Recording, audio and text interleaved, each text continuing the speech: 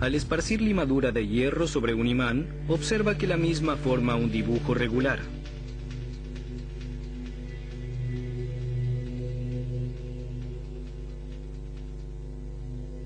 El dibujo presenta líneas a lo largo de las cuales se orientan las limaduras. Faraday las llama líneas de fuerza y constata que rodean todo el espacio en torno a un imán.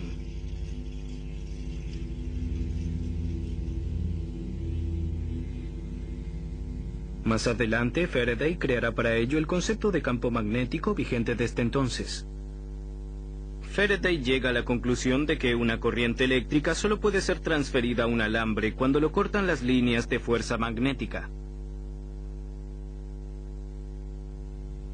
Cuando comienza a circular la corriente a través de la primera bobina, se forman pues las líneas de fuerza cortando la segunda bobina. De ese modo generan una breve descarga de electricidad. Ni bien la corriente se ha establecido plenamente en la primera bobina, las líneas de fuerza permanecen inalteradas. La corriente en la segunda bobina desaparece. Cuando se interrumpe el circuito eléctrico, las líneas de fuerza se desvanecen volviendo a atravesar la segunda bobina, pero ahora en sentido opuesto.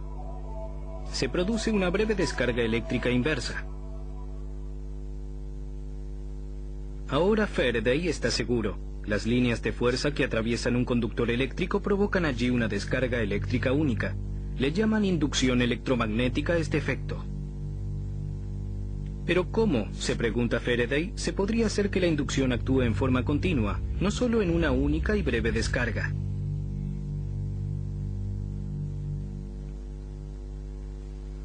Una idea simple pero genial trae la solución en 1831.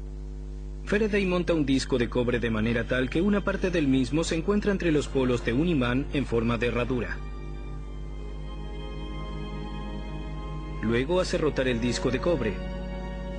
El mismo se mueve como un conductor eléctrico entre los polos y con ello atraviesa permanentemente las líneas de fuerza. De ese modo hace circular una corriente continua en la placa de cobre. Con ello, Faraday había creado el primer generador, probablemente el invento individual más significativo de toda la electrotécnica.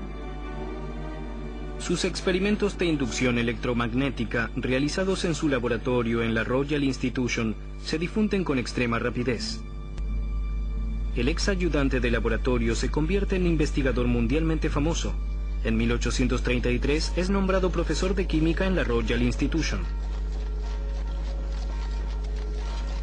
Pero a pesar de sus éxitos en el campo de la electricidad, Faraday se siente, en primera instancia, un filósofo natural. El multifacético investigador estudia la influencia de la luz sobre el crecimiento de las plantas, analiza los meteoritos y la luz polar. Su campo específico sigue siendo la química. Faraday descubre el benceno y licúa gases como cloro y amoníaco. Uno de sus descubrimientos sigue asociado a su nombre hasta la actualidad. En 1836, Faraday observa que en una jaula metálica la corriente eléctrica es desviada únicamente por la superficie. En cambio, en el interior de la jaula la intensidad del campo eléctrico es igual a cero. Una conclusión que hasta hoy tranquiliza a todos aquellos conductores de automóviles que ingresan a una tormenta, pues dado que un auto actúa como una jaula de Faraday, las personas en el interior del vehículo están a resguardo de los rayos. Pero el invento más importante de Faraday sigue siendo el del generador de corriente. En lugar de las baterías caras y poco rendidoras, el generador de Faraday abre perspectivas para una provisión barata de energía eléctrica a gran escala. Hasta hoy, toda forma de obtención de corriente eléctrica con un generador está basada sobre el principio de la inducción electromagnética reconocido por Faraday. En una planta hidroeléctrica, por ejemplo, el agua impulsa una turbina que a su vez pone en movimiento una bobina generando corriente eléctrica.